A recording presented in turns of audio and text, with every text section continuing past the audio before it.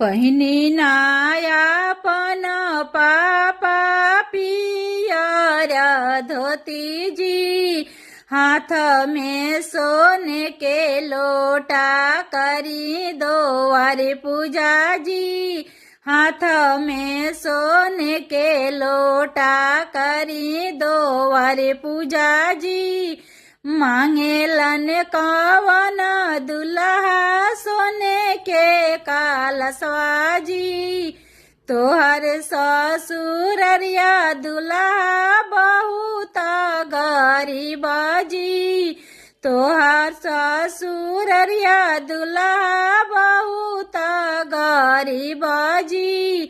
माटी के कलशवा दुल्हा कर दो वारे पूजा जी, माटी के कलशवा दुल्हा कर